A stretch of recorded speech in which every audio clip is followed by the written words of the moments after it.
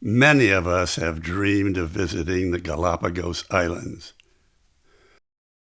But what if your job was to study the wildlife on these remote islands, over 600 miles out in the Pacific Ocean? Now, does that sound like fun? In this chapter or video on the living conditions the scientists must endure, we're following two scientists, man and wife, who have been deposited here on the remote desert-like island of Fernandina.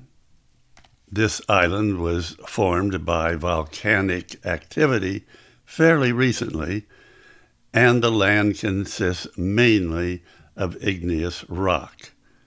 Each day's activities were centered around two temporary canvas-like tent or shade areas in the equatorial sun. The only fresh fruit was a hand of bananas. These were carefully mounted under a tripod. At night, the rice rats came out from underneath the rocks and would certainly eat anything that was available. This contraption made it impossible for the rice rats to get at the bananas. Typically, water was boiled, and then the dried food was added. Food preparation was designed for nourishment and ease of preparation.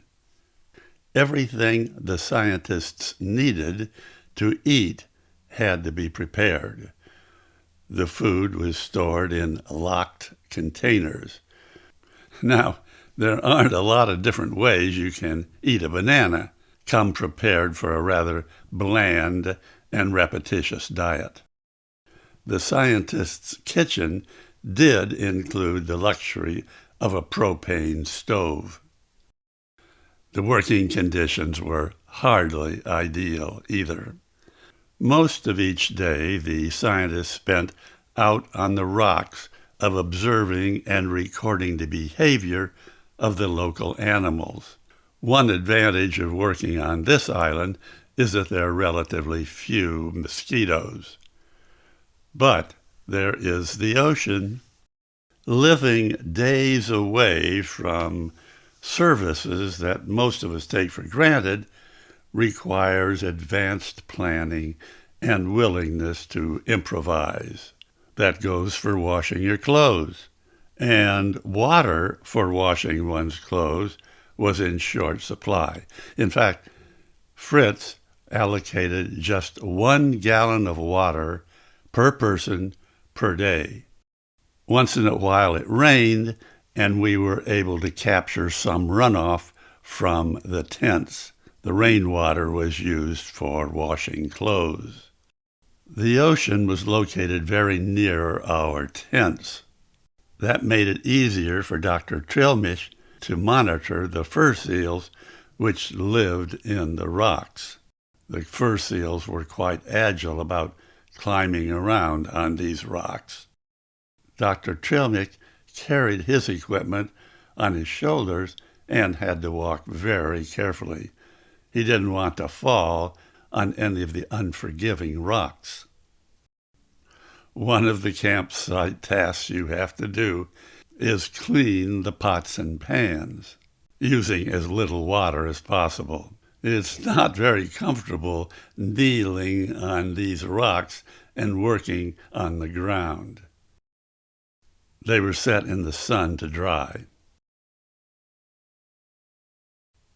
From time to time, Fritz would see something interesting happening and leave his chores to check it out. The local Galapagos hawk always seemed to be up to some mischief. Another campsite chore was the destruction of all the used materials. When the scientists left the island, they had to take everything out with them. They left nothing behind. Further, While the scientists were occupying a piece of pristine real estate, they did not want to introduce any contaminants from the outside that might change its environment. It was a necessary but arduous task, one that had to be addressed every day. Burning the leftover items killed any potential organisms and compressed the volume for the trip out at the end of the week.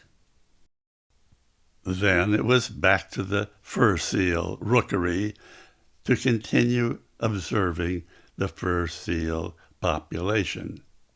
Fritz did this for hours each day. Then, after a hard day's work in the sun, it's time for dinner, which is prepared in the makeshift tent-like structures and in cramped quarters. Camping on remote Galapagos Islands is not for everybody. But because scientists, like the Trilmish, have endured these living conditions, we have all gained from their research.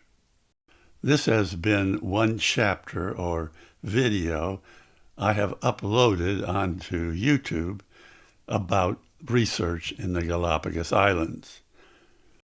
To locate others in this series, enter the words Cabo Hammond in the YouTube search box.